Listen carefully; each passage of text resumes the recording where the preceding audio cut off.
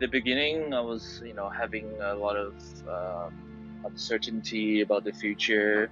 But I've already come to terms with it. Now I'm already prepared for the worst that can happen. Um, but the most important thing is I realize is as long as I keep the people around me healthy and employed, that's the most important thing in this particular juncture. This is the Deep in the Weeds podcast. I'm Anthony Huckstep. On January 11, 2020, Chinese state media reported the first known death from the COVID-19 virus in Wuhan, and the world has not been the same since. Hong Kong, at the base of China, has had a turbulent relationship in the last few years, and the pandemic has exacerbated tensions and changed everyday life too. What impact has the pandemic had on the citizens of Hong Kong and its world-famous restaurant industry? Jowett Yu is the executive chef of Ho Lee Fook in Hong Kong.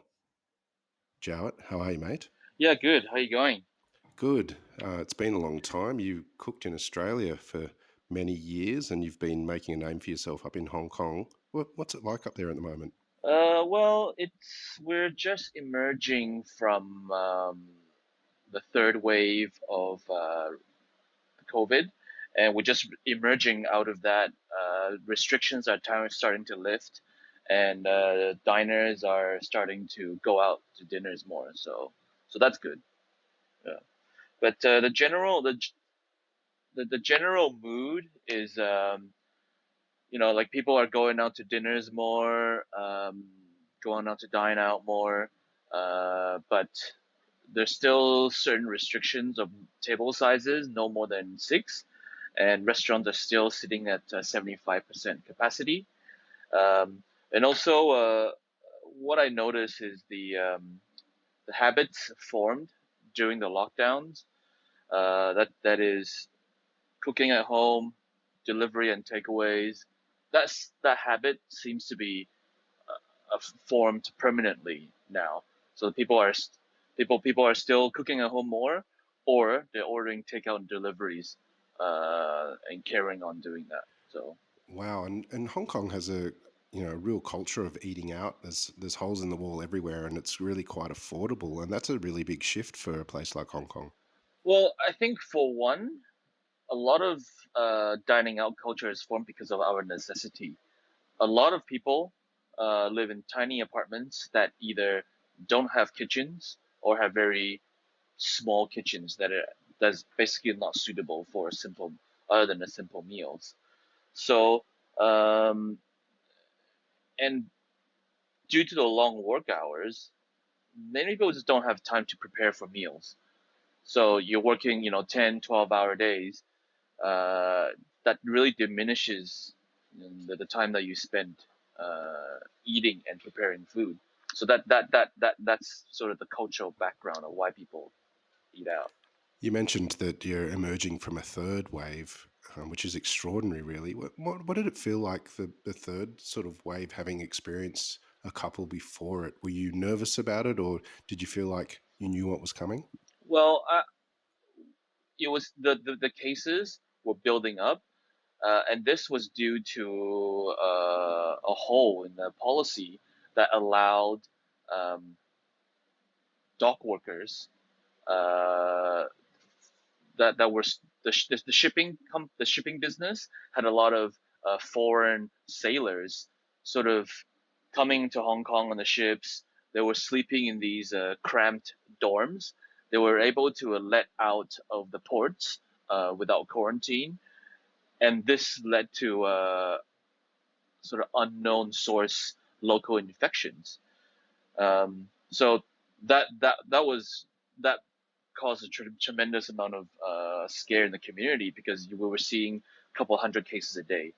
Now, after that hole is plugged, for about 2 or 3 months, it's starting to stabilize, and now we're just emerging from the third wave. So things are starting to looking better now, but I suspect that we will have a fourth wave coming shortly, which is when the borders start to open up. They're discussing a travel a quarantine-free travel bubble for incoming travelers from China and a travel bubble between Singapore. Now,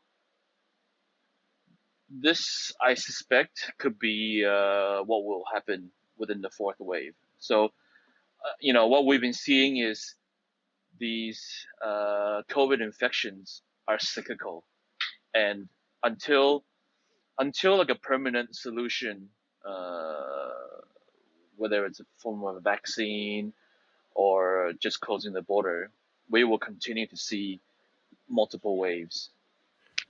You run one of the leading restaurants in Hong Kong. What's this year been like for the restaurant? And can you take us back to when you first had that first lockdown and sort of what you've been doing all year to get money coming in through the door? I mean, I don't even know where to start. On a business level, the lockdown and the downturn in the business, it really casts like a shadow of uncertainty over the future of the restaurant or the business in general. We're having to constantly evaluate and shift the business to suit the policies and economical climate of the time.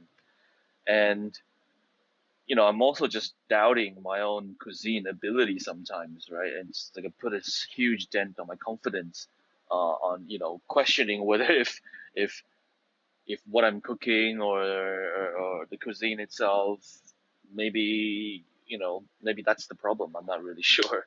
So Well, let's have a look at what you're doing there. Like the translation roughly for your restaurant is good fortune for your mouth. Can you tell us about the restaurant and the sort of food that you're cooking there? so it's my take on Chinese cooking. It's mostly Cantonese. Um, but we have some Sichuan inspired dishes, Yunnan and Taiwan inspired dishes. Um, but it's just sort of Chinese cooking through my own lens. Um, but it's sort of it's packaged in like a fun atmosphere. That it's loud, it's dark, it's a fun, jovial place. It's not meant to be a fine dining restaurant. It's really casual, and you can certainly come for a quick dinner, but you can also come to have a party, and that's the type of vibe that we're trying to achieve here. You're leaning on traditional dishes and, as you say, passing them through your lens as a chef. Could you give us some examples of some dishes and how you've altered them or enhanced them? Well, I mean, well, I have my mom's dumpling. That is the recipe that she taught me cooking at home when I was a kid.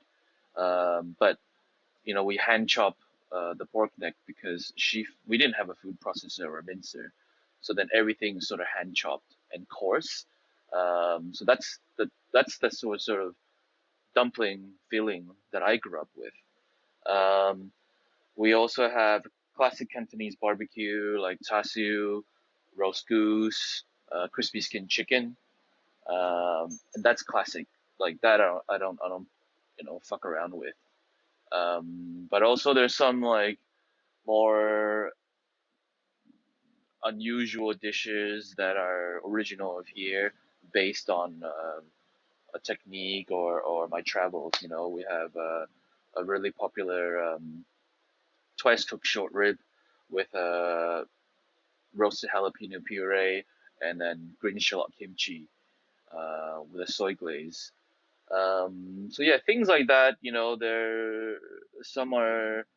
I just put a new fish dish on, which is a grilled whole fish that's been cured in fermented rice.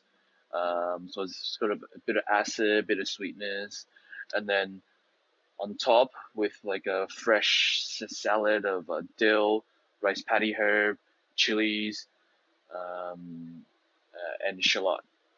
And this is sort of like a Yunnan style of grilled fish. And that's I think these vibrant flavors are something that I really love. So there's some classic dishes. There's some inspirations from different cultures or different parts of China. And that sort of form as a how I formulate a menu and a cuisine that I try to imagine. You've cooked all over the globe, but how did you get into chefing in the first place? Actually, I started working in restaurants as a dishwasher. I was 15 years old.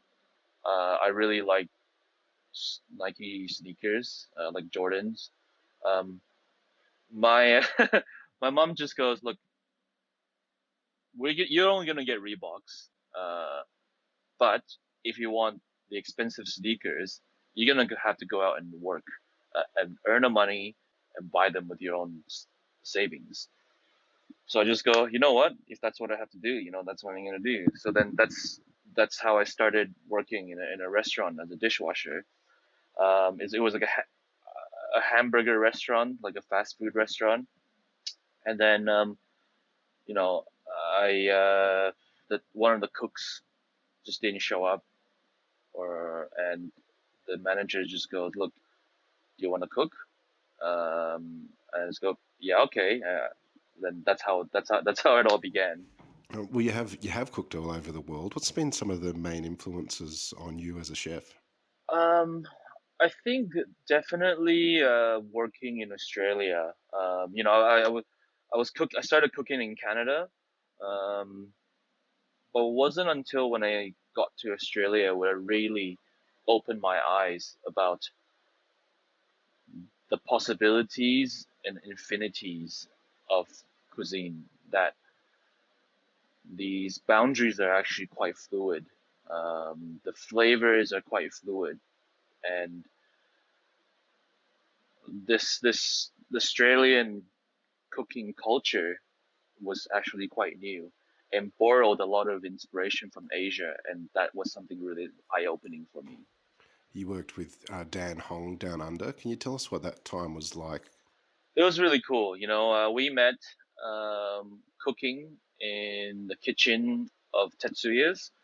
Um, you know, him and I were the only two sort of one of the few Asian people working in that restaurant, actually. But we come from very similar backgrounds. He was Aussie-born Vietnamese. Um, I was Taiwanese-born, but grew up mostly in Canada. But here we are, from an Asian background, but cooking this Japanese, French cooking. So we immediately clicked. So that we formed like a really strong bond over, cuisine, culture, identity, and then we moved on to different things together afterwards. I went to work at Mark. He went to work at Bentley, and then later on, we after he came back from New York, I just gave him a call and asked him what he was doing. He's like, actually, I'm working with Justin from Maryvale about taking over a bistro, which is Lotus. And I said, look, whatever you're doing, I want in. So that's how we got back to cooking together, and then from that point onwards, we went on to open Ms. G's and Mr. Wong in Sydney. Well, they were very So different venues for Sydney, and particularly Ms. G's at its time. It kind of really um, shed a new light on sort of Asian cuisine and also sort of fast food as well. What was it like running the kitchen there? it was really cool. I think at the time it was something sort of new and different for the Sydney dining scene. Um, it was fun. Um, we we had a lot of cooks that were sort of inspired by this new wave or new style of Asian cooking in Sydney, and we worked with some really talented chefs that have gone on to do bigger and better things, and that's something really amazing to see. You mentioned the restaurants that influenced you in Australia, and you spent quite some time here. What do you miss about being in Australia? I working in the restaurant industry in Australia. I feel the strong bond and camaraderie within the business is like nowhere else.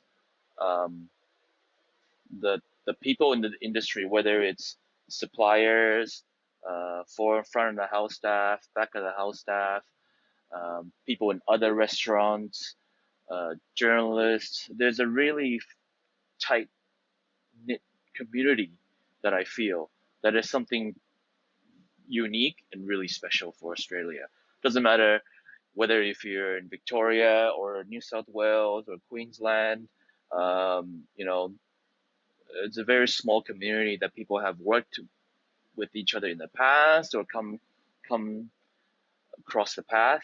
But yeah, it's a really supportive industry and really that's something that I really miss. Are there any ingredients that you miss from Australia that you probably don't have access to anymore? I think Australia is some of the most exciting place to cook as a chef because it's a huge continent with so many different climate zones. You know, you have really tropical climates from Queensland. You have sort of cool climate from you know South Australia, Tasmania, Melbourne, Victoria, um, and you have it's surrounded by bodies of ocean, some of the cleanest water in the world, with amazing seafood. It's completely self-sustainable, like in terms of agriculture, seafood, livestock. Um, the it you can get anything that you want in Australia, and that's something really truly amazing. What led you to move to Hong Kong and open the restaurant there? Um, I was cooking in Australia at the time, and I was sort of reached like a personal goal that I wanted after Mr. Wong opened, and it really piqued my interest in Chinese cooking. So an opportunity came to cook in Hong Kong, and that was really interesting to me because here I am, you know, I could cook in Hong Kong, one of the best places to to eat Chinese food. Open a Chinese restaurant here. It's super competitive. This is I think essentially the A class battlefield when it comes to Chinese cooking. Um, so it's a real challenge, and I just wanted to just give it a go. What do you love about Hong Kong as a food city? Um, it's ultra competitive, um, and you have to offer something in order something for the community in order to stay alive. It has a really vibrant and constantly evolving food scene, um, and it's very international. That in that sense, because of being in smack in the middle of Asia, there's a lot of different Chinese cuisines that you can find in Hong Kong, but also at the same time, influenced by the people that come through here, whether it's the travelers, the expats settling here. They're also pushing an international cuisine and influencing the restaurant culture here. That competitive edge that Hong Kong has amongst the chefing fraternity, has that changed you in the years that you've been in Hong Kong as a chef? I mean, it's definitely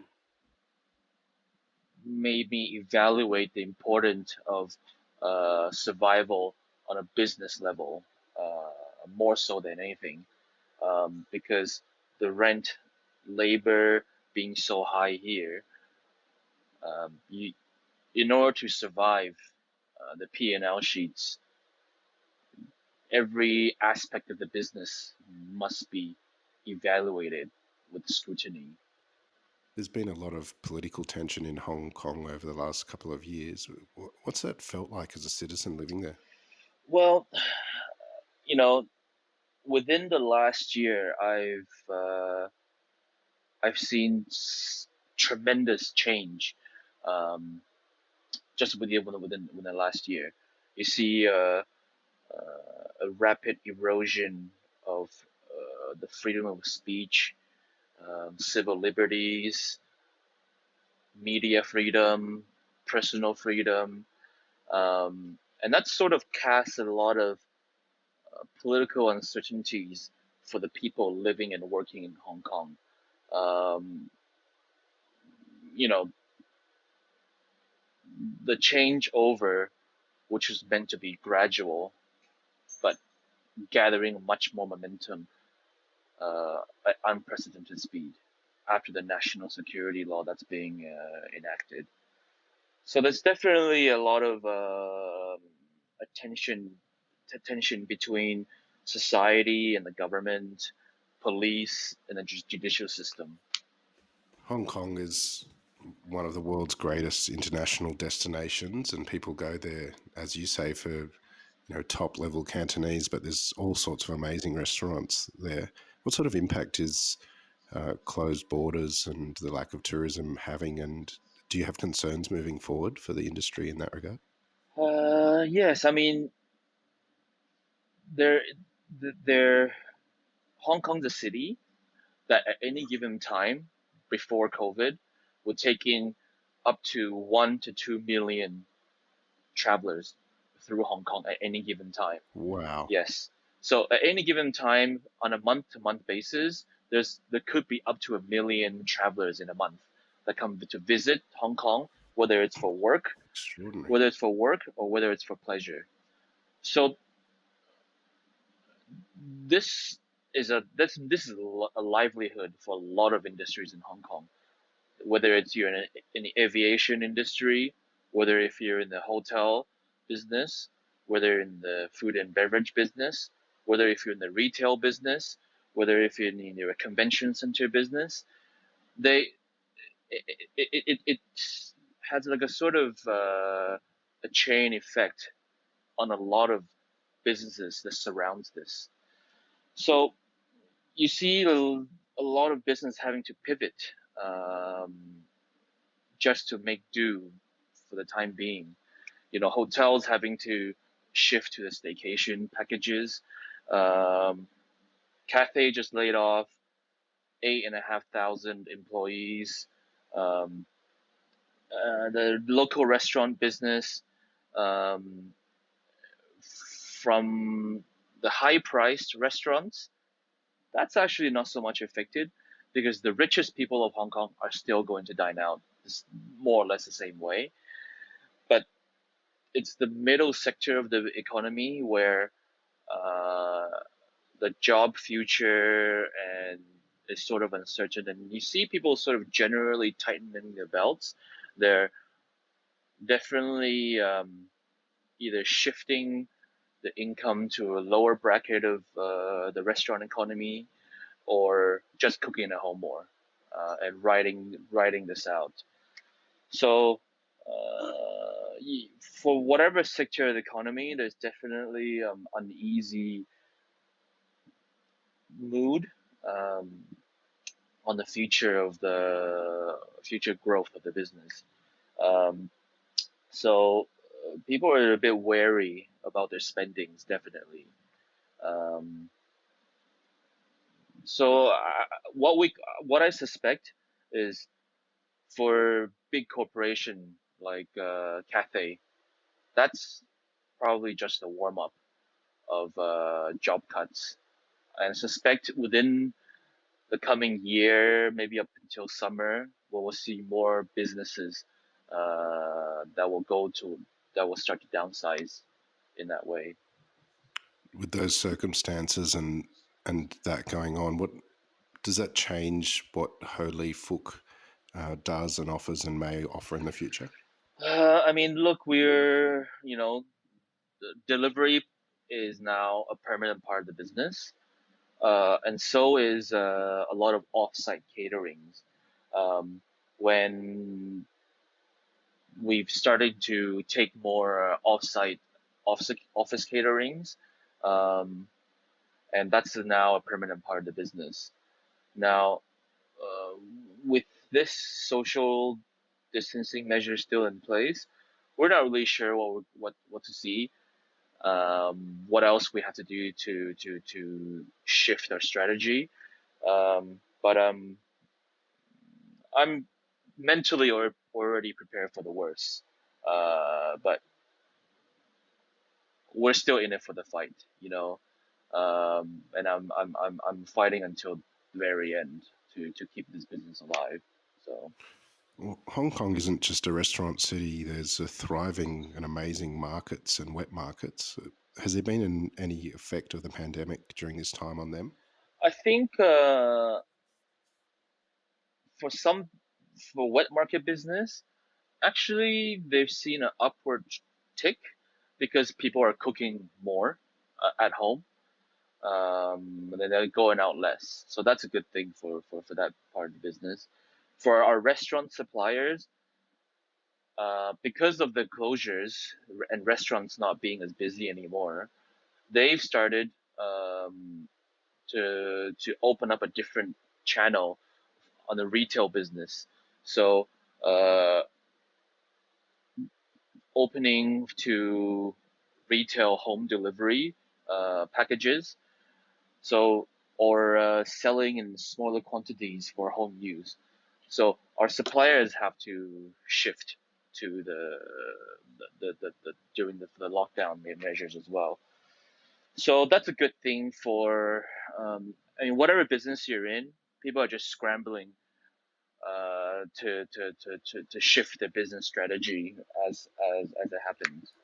As you mentioned, you've spent all year pivoting and having concerns over the future of the restaurant, and you've just climbing out of the third wave at the moment. Um, how have you personally felt this year and dealt with the circumstances? Well, look, in the beginning, I was, having a lot of uncertainty about the future, but I've already come to terms with it. Now I'm already prepared for the worst that could happen. Um, but the most important thing is I realize is as long as I keep the people around me healthy um, and employed, that's the most important thing in this particular juncture. Um, on a personal level, you know,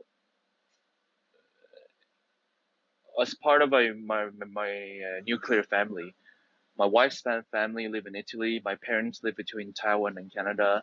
They haven't had a chance to see Otto, their grandson, since the pandemic, and so, we haven't seen our family for a long time now. It will be up to a year by the end of this year. So we're not really sure how we're gonna be able to see them moving forward. So that's something that we're gonna have to plan for going forward in 2021. Um, but the good thing is, you know, I have never slept more in my entire life as a chef. When the restaurants closed for 6 p.m. and then we were only deliveries until 9 p.m., I was able to go home and you know chat with my wife who was still awake because this never happens, and be in bed at like 9 o'clock. This is something that is ex- unusual. Um, and another thing is, I traveled so much for work previously. I'm just in a constant state of coming back to Hong Kong, unpacking, and then repacking to go to a destination. Um, I have never spent so much time fixed in one place for such a long time, and that's a great thing. My wife and kids have never seen me this much ever. So I could get to spend more time with my family, and that's something that's great. Uh, just going from one international airport lounge to another important international airport lounge is just the bane of my existence. But having to stay fixed in one place and be with my family, that's a blessing in disguise. I've also got to discover more of Hong Kong, going to districts or visiting places that I've never been to. Um, living Hong Kong for so long, and that's something that it was nice to do. So Well, beyond COVID, do you think you'll function and operate differently as a chef and business person, given these experience? Um, yeah, definitely. We trying to imagine uh, a post-COVID future for restaurant is kind of difficult, considering that probably the social distancing measures are probably here to stay permanently until a solution is found. That means reduced capacity and also the spending power. How do I maximize the per head spend out of the existing space that I have? That's something that as a business we have to consider permanently. So we've started introducing dining packages for two people when dining were only uh, limited to two people, and trying to get some more beverage spend out of them by offering a beverage on arrival, maybe pushing them to have a second beverage, something like that. Just whatever we can do to sort of make do with the customers that we have in house, and how to get more spending out of the diners that we have. Hong Kong is one of the most special food destinations on the planet as we move forward. What's your hope for the industry in the city? I think we will emerge out of this. I hope with just a greater appreciation for the diners that we have in the city. The people of Hong Kong, um, and emerge out of this more united rather than more divided.